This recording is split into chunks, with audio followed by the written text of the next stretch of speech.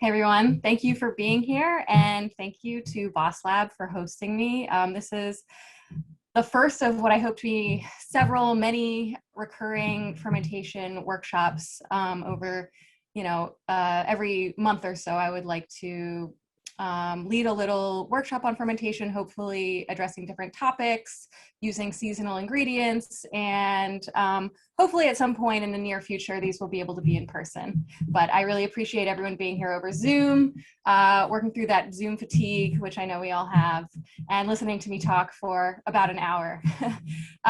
So I want to start by just telling you a little bit about how I got interested in fermentation. I have always been drawn to the flavors of fermentation long before I knew what they were or where they came from. So I always enjoyed the sour, the funky, ripe cheeses, lacto-fermented pickles. These have always been flavors that I've been drawn to. And I got into fermentation several years ago when a good friend of mine gifted me a kombucha culture called a SCOBY. I had no idea how to keep it alive, but I learned by searching the internet. And I started to learn about what fermentation was and get more intrigued by the different forms of fermentations, vegetable fermentation, dairy, grains, and breads. And so I've, over the past several years, been expanding my exposure and my experience with fermented foods. And I hope to continue to grow and learn about fermented foods through the course of these workshops with this community of like-minded, interested folks like yourselves. So thank you. What I love about fermentation really is, first of all, the flavors. These are flavors that you can't achieve through other processes because they're generated through the metabolism of these microbes that live in the foods. And so there's really no other way to generate these flavor compounds synthetically. And so these form a really unique set of flavors and foods. I'm also really drawn to the sensory experience of fermentation. So when you're making your own fermented foods, you're touching your foods, you're smelling them, tasting them, observing their physical features. And I just love that sensory experience. I also am really kind of excited by this process of transformation and change over time. So I think that's really inspiring to see how these raw vegetables, these raw materials are naturally transformed through the action of these microbes, which have the amazing ability to do things that we can't do on our own. And I find that fermentation really lends itself well to metaphor and extrapolation. So I just love the idea in general of change over time, growth, and development of characteristics that weren't there before. I find that really inspiring. So before I jump into some details about fermentation, what it is, what the effects of it are, I want to tell you about where I'm getting my information. So a lot of my information comes from this consensus statement that I attached to the event description. This was written by about 15 scientists working for the International Scientific Association for Probiotics and Prebiotics. So it's a very reputable source.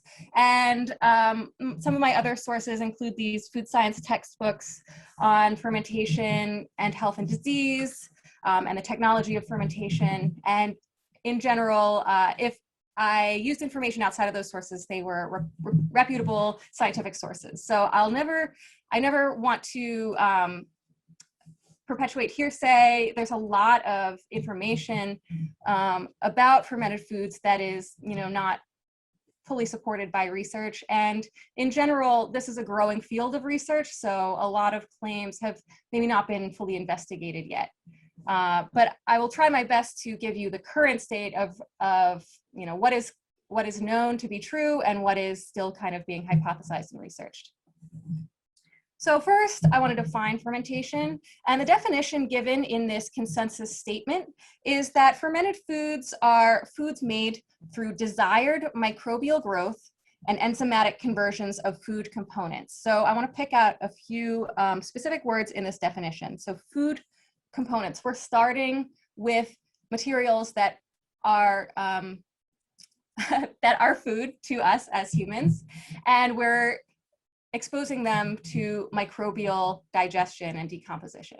So how is this different from food spoilage or rot or decay?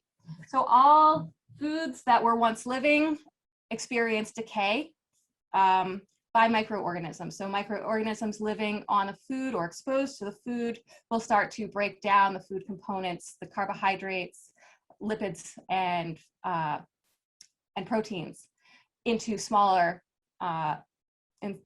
molecules. And so when left to just kind of their own devices, we get decay or rot. Sometimes you'll see mold growth on your decaying foods. Typically, these are not what we're going for in fermentation. So fermentation is kind of like the flip side of food spoilage. We are cultivating the growth of particular sets of microbes that we're interested in that will enhance our food, enhance the flavors, enhance the nutrient content, make them more palatable and more digestible, as opposed to just more stinky and kind of disgusting and inedible. So fermentation has been a safe and effective form of food preservation for thousands of years. There are several reasons that fermentation is a safe and effective form of food preservation. So during the course of the fermentation process, compounds in the food are broken down into acids, such as lactic and acetic acids, which inhibit microbial growth. They also formed our alcohols and antimicrobial compounds. So the lactic acid bacteria that will be kind of cultivating in our sauerkraut fermentation today are tolerant to acidic conditions, low pH. They will create those acidic conditions, and in the creation of that acidity will kind of prevent the exposure to other pathogenic or spoilage microbes.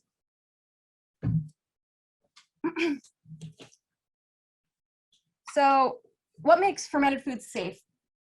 Not only the creation of acids, alcohols, and other antimicrobial compounds, but we're also creating this environment that is really hospitable and favorable to the types of bacteria that we want, and those bacteria will then kind of outcompete other spoilage microbes. So this is kind of a closed, contained environment with limited access to foods and nutrients for the microbes. So when we cultivate the environment for the microbes we want, creating hospitable conditions, they will essentially take a foothold and prevent the growth of other spoilage or pathogenic microbes. Botulism is a big fear of a lot of people, and botulism is something that is seen a lot more frequently in canned food, especially low acid canned food. So the bacterium responsible for botulism is Clostridium botulinum, and this bacterium prefers an anaerobic or oxygen-free environment and creates a neurotoxin when it's able to proliferate in that anaerobic environment. So the reason that canning is a much more likely environment for C. botulinum to take hold than fermentation really has to do with the fact that during canning, you're creating a sterile environment inside of your jar. So you are raising the temperature of your canned food to pasteurize the contents, eliminating all microbial life.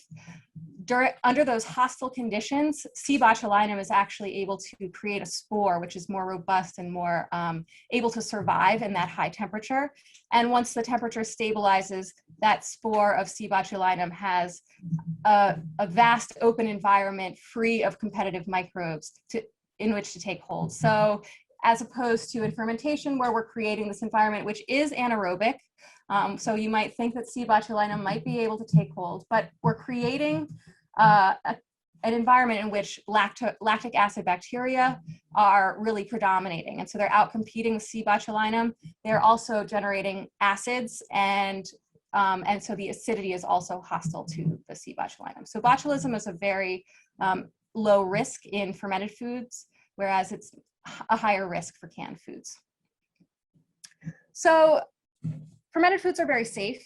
There are very few cases of foodborne pathogens in fermented foods. But in addition to their safety, they're also thought to be very beneficial to human health. And this is where there haven't been very many randomized controlled trials that are specific to fermented foods, except for in the case of yogurt and dairy fermentations. Those have been more well studied. But vegetable fermentations have not been too deeply studied. So a lot of what I'll say is backed up by research, but you know, you can take it a little bit with a grain of salt. I mean, it's backed up by research, but we can't necessarily connect the pieces and say these are definitely good for human health.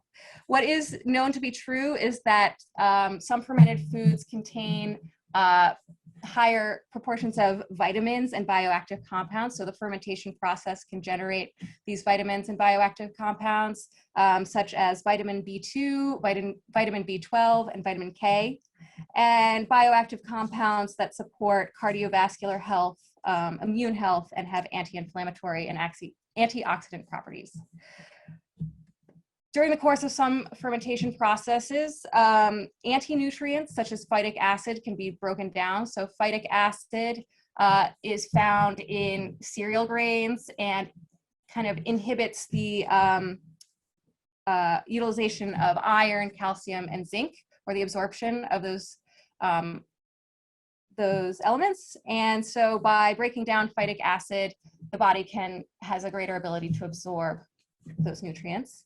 The fermentation process can also break down undigestible compounds such as lactose. So a lot of people are lactose intolerant, but through the fermentation process, that lactose is converted into lactic acid by lactic acid bacteria. And so even people with some degree of lactose intolerance are much better able to tolerate fermented dairy products versus unfermented dairy products. There is definitely a link between microbes and microbe exposure and immune health and immune function. So the hygiene hypothesis says that a lack of exposure to diverse microbes, especially early in life, can lead to immune dysfunctions and autoimmune and inflammatory disorders. And so exposure to a diverse range of microbes can enhance immune function. And then of course there's the link between gut health and probiotics, or foods containing live and active cultures. So I want to define the word probiotic.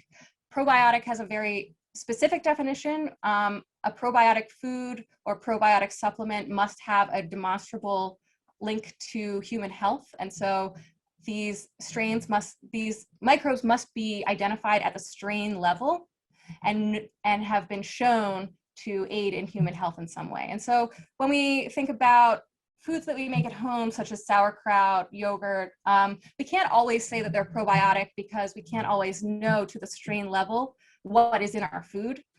But we can extrapolate from what is currently known and say that there's a high likelihood that these foods are probiotic, or at the very least, we can say they contain live and active cultures. And so that is definitely thought to contribute to overall health and immune function, as well as digestion and gut health.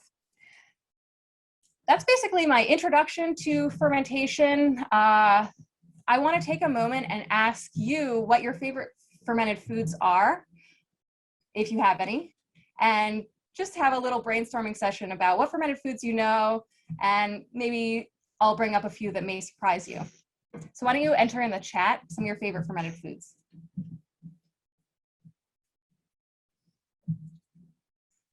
Kimchi. Yogurt. Excellent.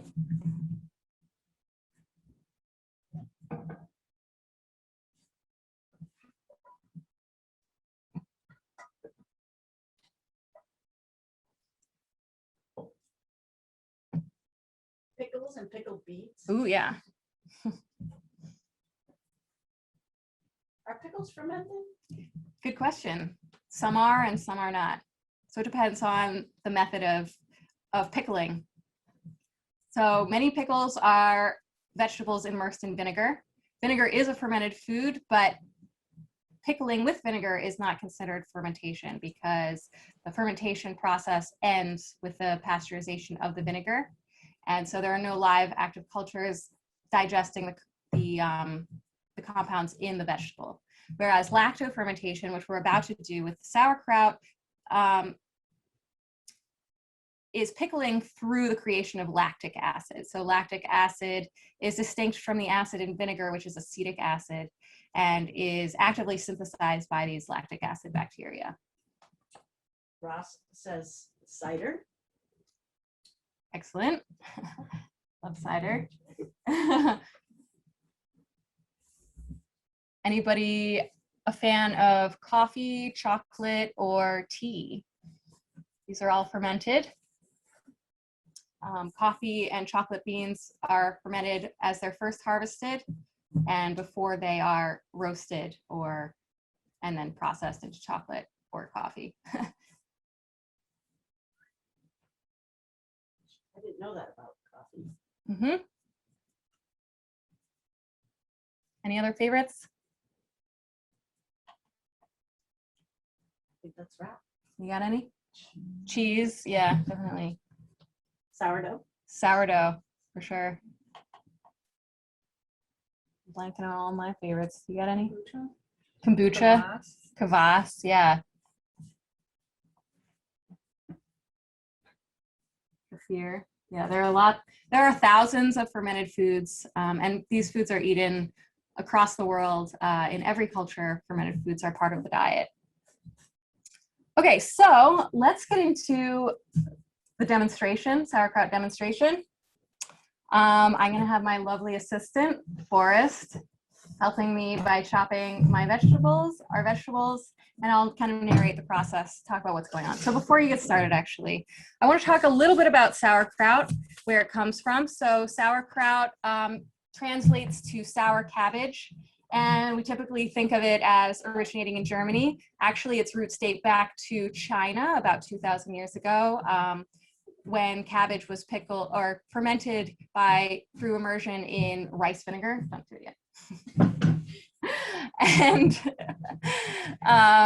And then it was brought to Germany by Genghis Khan about 1,000 years ago, and the Germans replaced, or the Europeans, was brought to Europe. The Europeans replaced the rice wine with salt, and so we get this spontaneous fermentation in which the bacteria, which are just present on the outside of the vegetable, transform the vegetable into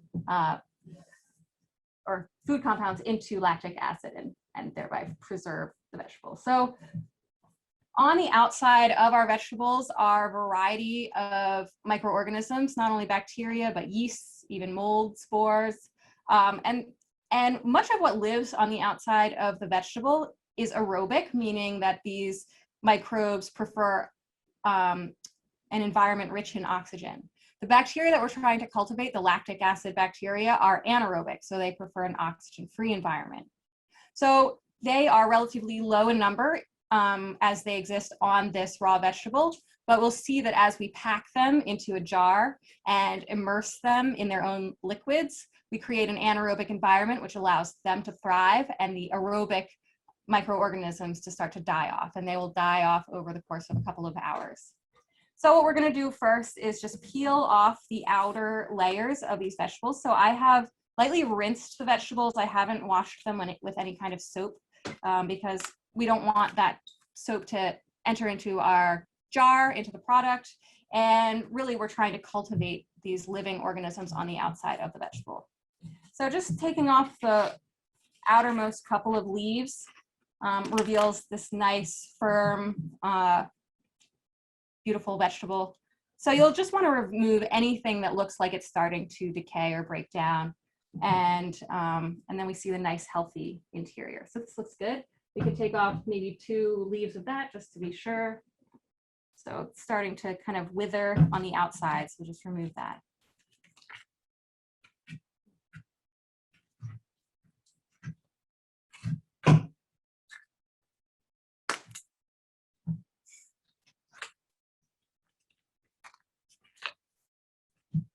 All right, so next Forrest has cut this vegetable in half, the cabbage in half, and is removing the core. The core does not have to be removed, but it tends to contribute to kind of a slimy texture in the product. So we remove the core. Looks like this.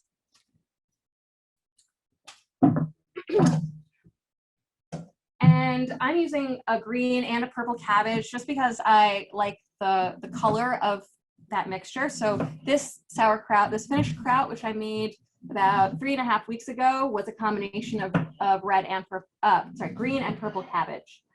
And you can see that it's all turned basically one uniform color of this kind of, you know, ruby-ish red.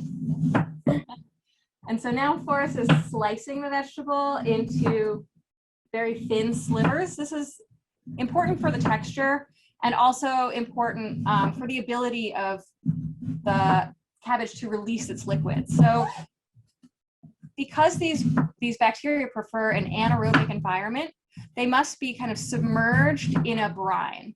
We'll have a layer of liquid separating the vegetables from the outside air.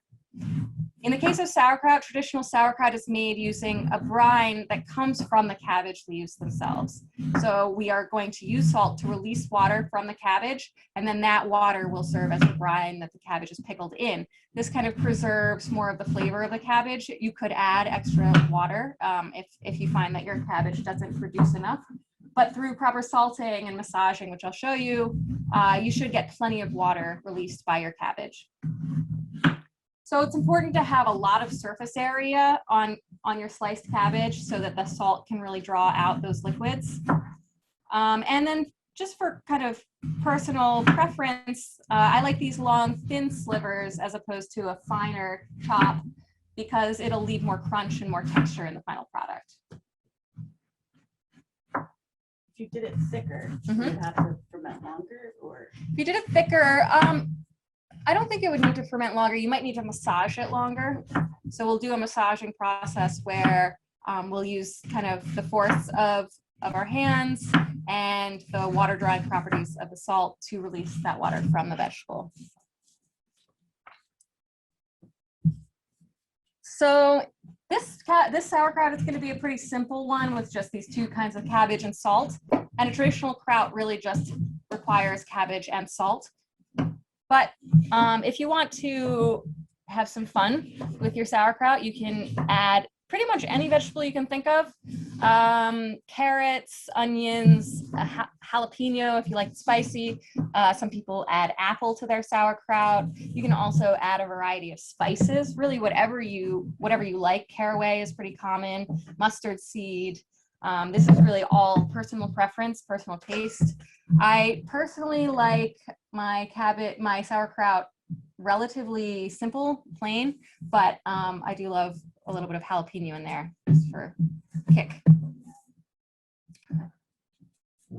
So to foster the growth of these bacteria that we want, in addition to the anaerobic environment, we're also adding salt. So salt is antimicrobial for a lot of bacteria, yeasts, and molds. The lactic acid bacteria actually are quite salt tolerant. And so by adding about 2 to 3% salt by mass, we're creating conditions that are hospitable to the lactic acid bacteria and relatively hostile to other forms of bacteria. So this is one way among many that we're creating an environment that is selective for the bacteria we want and selective against the bacteria that would spoil or harm us, spoil our food or be detrimental to our health.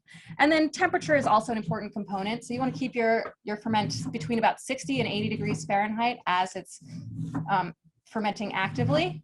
And this is the temperature range of those lactic acid bacteria. So they like to be at about somewhere between 60 and 80 degrees Fahrenheit. So I'm going to start weighing our cabbage. I like to add salt by weight. This is not the only way to salt your cabbage. You can use volumetric measurements. About a tablespoon per head of cabbage, I think, is a pretty good ratio. I prefer using the digital scale just because it's more precise and I never have to kind of like do the taste test and figure out if I salted it enough or if I need to add more, because that opens a room for error for me to create a kraut that's suddenly too salty and now I have really no use for it. So I prefer the digital scale, but it's not for everyone. You can use tablespoon measurements. You can also choose not to measure and just go by taste. So a good way to evaluate whether your kraut is salty enough is if you like the taste of it when you've salted it. So let's start there. So I have I prepared my bowl on the scale so that I can measure the weight of my cabbage.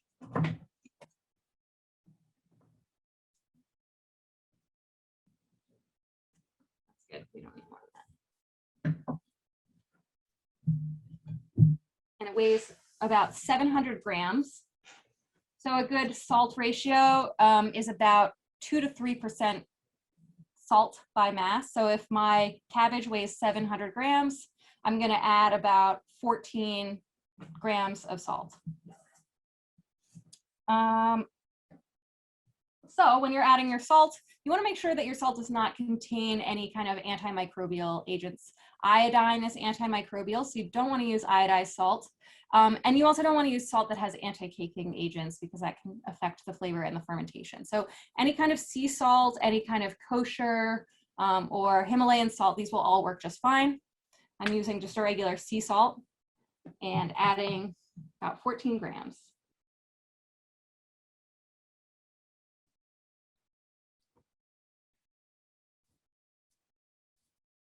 And I could go a little bit over 14 because we want somewhere between 2 and 3% salt. But I like to start with just the 2% and add more if I find that it needs a little extra, but it shouldn't. And this is the massaging process. So basically what you're doing is you're applying pressure and force to the cabbage leaves and breaking down cell walls, allowing water and moisture to be released. This takes several minutes of kind of firm massaging. So don't be too soft with your cabbage. You really want to kind of lay into it, get out any frustrations or, you know, get out that extra energy onto your cabbage. And you'll see that the leaves are immediately starting to wilt and compress. Over the course of the next couple of minutes, they'll start to release their liquid and we'll start to see it pooling at the bottom of the bowl. If you don't do this long enough, are there issues with the fermentation process? So yeah, if you don't do this long enough, you'll find that when you pack it into the jar, there isn't going to be that liquid barrier between the cabbage and the air. The way that you could account for that, you could just massage it more. But if you have particularly old vegetables, they might not have enough liquid left in them to be able to release enough. So you can just add a salt brine, just salt water to the cabbage. The most important thing is having that liquid barrier between the cabbage and the air so that you prevent spoilage microorganisms from eating your cabbage. And you may start to see, as the fermentation process proceeds, the vegetables may start to poke up above the liquid. And so you'll want to check on your kraut every day and make sure, just kind of press it down, make sure that it's not overflowing or creeping up above the liquid so that you don't get mold growth or other forms of contamination. So we're starting to see a little bit of purple liquid pooling at the bottom. Good sign. I don't know if you can see that. There'll be more momentarily.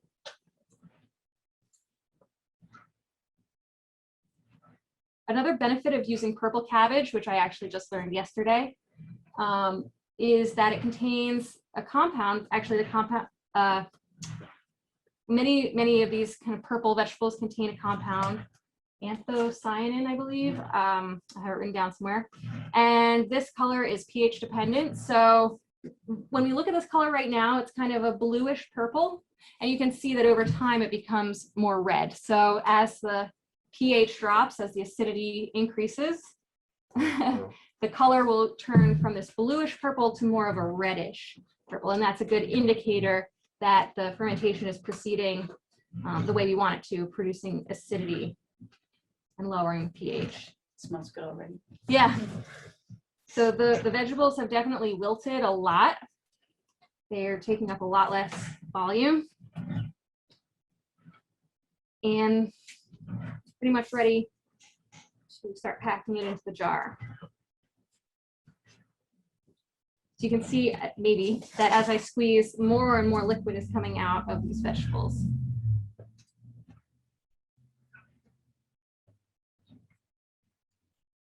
That's pretty good. And now I'm going to pack into a glass jar. I recommend not using plastic. I don't like to use plastic, but you definitely don't want to use metal in your fermentation vessel because, again, we're creating acidity over time, and that metal can start to corrode. Even stainless steel may really just be a stainless steel coating over some other kind of reactive metal, so you don't really want to risk it. And so I never use metal lids or any kind of metal in my fermentation vessel. And so now I'm packing the cabbage into the jar, and I'm trying to eliminate any pockets of air. So we're trying to create anaerobic conditions to prevent spoilage microorganisms or pathogenic microorganisms from thriving in this environment, and really creating those conditions for the lactic acid bacteria to thrive. And you'll be surprised at how much fits into one jar when you really pack it. This is a tool that I don't really find it necessary to use, but this is a cabbage tamper. So I'm using a wide mouth jar. Wide mouth jars are easier to use because your whole hand can typically fit in there, depending on the size of your hand. But if you have particularly large hands, or you don't have a wide mouth jar, you can use a tool like this cabbage tamper to do your tamping. Ross would like to know, would you recommend adding vinegar or oils for taste? Great question. So so traditional sauerkraut does not involve the addition of vinegar. So vinegar pickling, and I would call that a form of vinegar pickling, which is actually not an active fermentation process. You're basically circumventing the digestion of sugars in the vegetable by lactic acid bacteria by adding the acetic acid. And that lowers the pH very drastically, and so kind of inhibits even the lactic acid bacteria from doing their job. Of course, for personal preference or taste, you could add vinegar if you prefer that flavor, but I think you'll miss out on some of the benefits of the lacto fermentation, including a little bit more complexity of flavor, because through the fermentation process, you're creating these new flavor compounds that don't exist in the raw cabbage.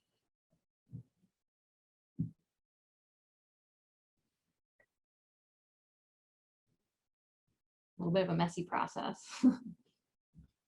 I'm impressed you got 2 heads of cabbage in that. I didn't. We did have. Oh, okay. Yeah. That's We still just did impressive. Yeah, it is. Yeah, it takes up much less space than you expect. Okay, so this is perfect. This is really a perfect amount to fill the jar, because we want to leave room for a couple of things at the top. So you don't want to fill your jar all the way to the top. This is about 3/4 of the way full, I'd say. And what's going to go on top? First, I'm going to pour all of this liquid. So a lot of liquid has pooled in the bottom of the container.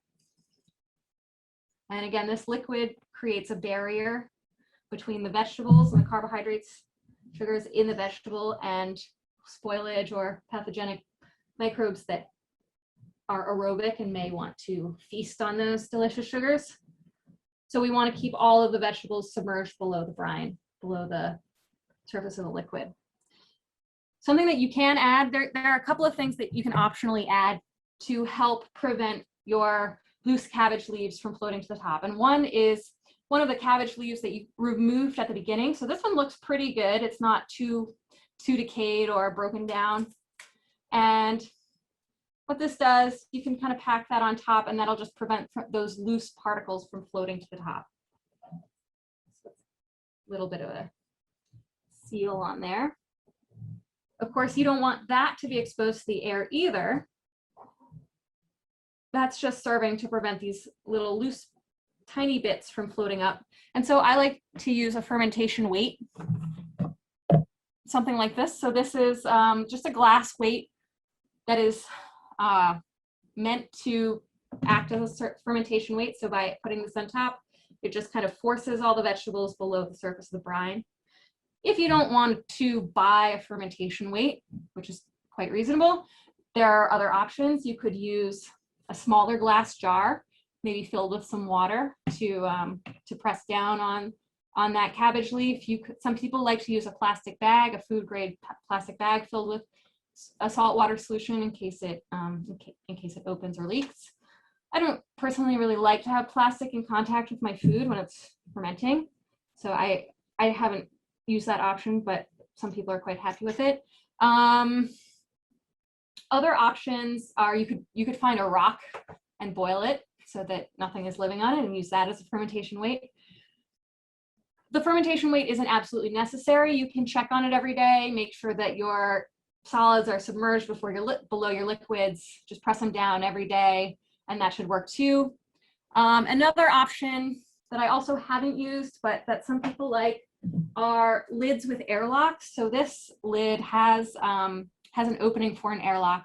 I don't have the airlock to show you, but you could use something like this, or there are other options that involve kind of like a mechanism to allow carbon dioxide to be released without allowing oxygen in. So as the fermentation proceeds, in addition to producing lactic acid and also some acetic acid and alcohol, carbon dioxide will also be produced. So you'll notice that, especially in the first couple of days, your cabbage is not going to stay exactly where it is. Gas is going to be produced and push the cabbage leaves up.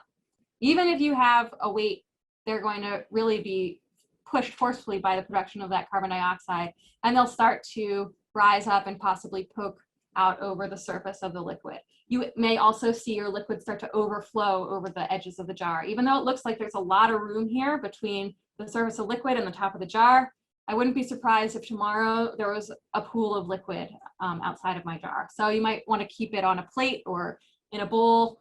That way you can kind of save that liquid and pour it back in, since that is a very functional part of the fermentation process.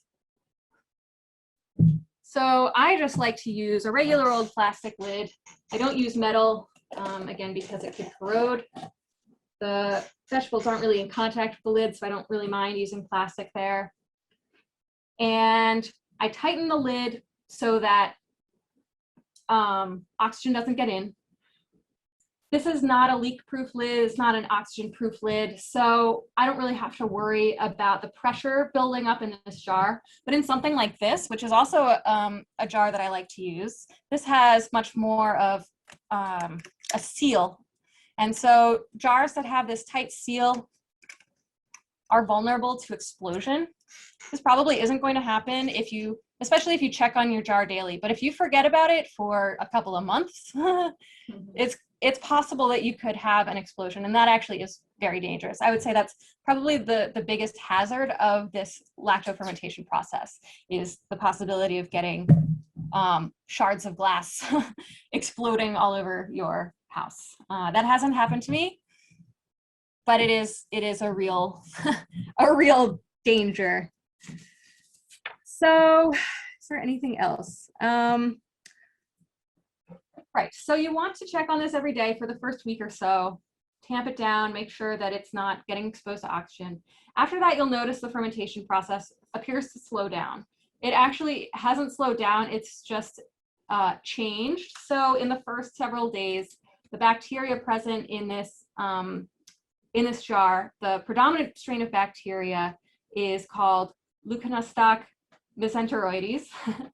And this bacterium is digesting sugars, creating lactic acid. It's also creating that CO2, some acetic acid, and some ethanol. But this bacterium is not very tolerant of acidity. And so as the acidity reaches about 1% or around pH 4.5, those bacteria are going to start to die off, and they will be succeeded by various other lactic acid bacteria, such as Lactobacillus brevis and Lactobacillus plantarum. And these are much more tolerant of acidic conditions, and they're they will continue to produce acid, but they don't produce the carbon dioxide. And so it'll appear as though your fermentation has stopped because it'll stop bubbling and rising up, but it's still active for about 1 to 2 months. And the pH will continue to drop, acidity will increase until it reaches about 3 to 3.5. So it'll get fairly acidic. You can stop the fermentation at any point by putting your kraut in the fridge, and it will slow down significantly and essentially stop. So if you find that you like the flavor after a week, you could say your fermentation is done. If you like it after 2 weeks or a month, that's when you would stick it in the fridge. I tend to start eating it after about a week, but I'll leave it out. So when I first made this sauerkraut, it was up to about here, and over the past week and a half, 2 weeks, we've just kind of been gradually eating away at it, and so it's down here, and pretty soon I'll stick it in the fridge to stop the fermentation process. So last, I want to talk about what can you do with sauerkraut, because not everyone eats it on a regular basis or has a use for it. So I find that it's really good in sandwiches, tacos. If you eat meat, hot dogs, or sausages, you could add it to a soup. And really, it's good on its own. You can just kind of eat it anytime you have a hankering for something crunchy and pickled. Just eat it straight out of the jar. Just make sure that when you do eat it out of the jar, you're not contaminating the jar by reusing a fork or something like that. So you do want to kind of keep this relatively protected against contaminating microbes, including the ones in your mouth. But it's pretty robust and safe against contamination. You'll notice if it does get contaminated, the way that you'll be able to tell is either you'll see something funky growing on it, like a fuzzy mold. You may see color discoloration.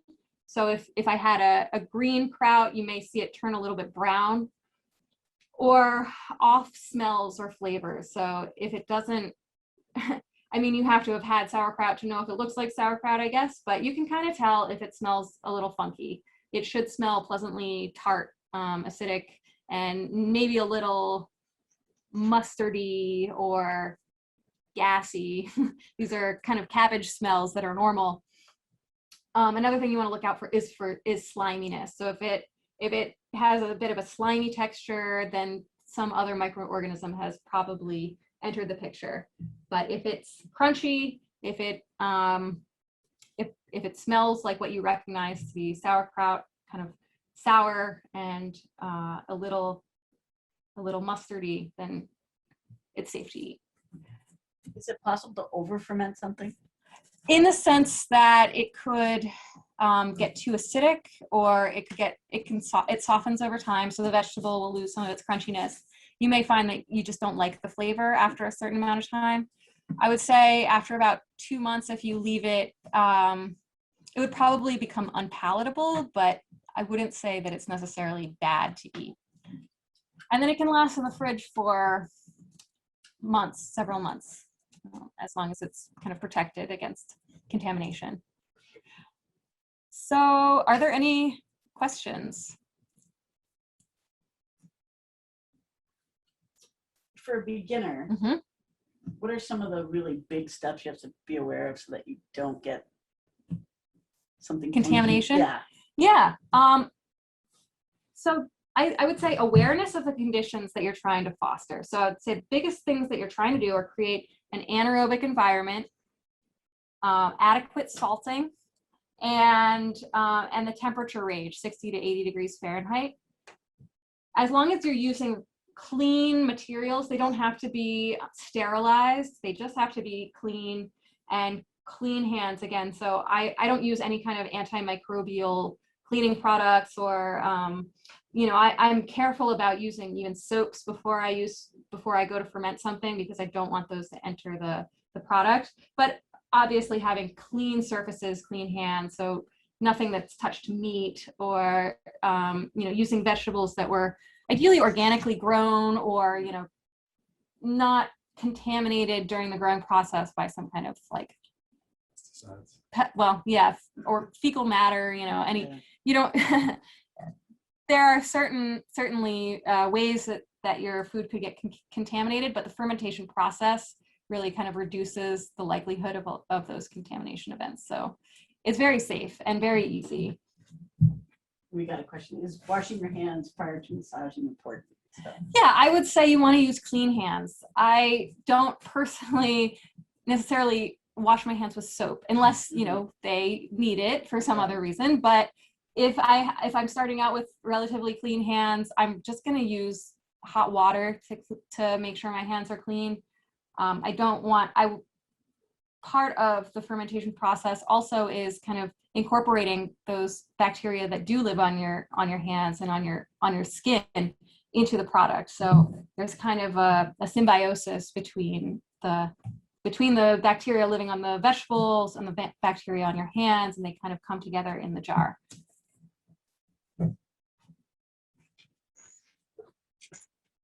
Well, we'd like to thank everyone for joining us and to thank Sharon today for that truly insightful class today. And I have to say, I'm so inspired. I'm going to go home and make my own batch of sauerkraut. Awesome. And then, oh yeah, so one more thing I want to say is that we're going to leave this jar of sauerkraut here at Boss Lab, and we're going to be kind of examining it under the microscope. We're going to do some PCR analysis. We're going to try to see what we can see about what's going on inside of this jar over time. So that'll be a project that we'll kind of incorporate into future workshops and classes. So thanks for coming, and I hope to see you again the next one.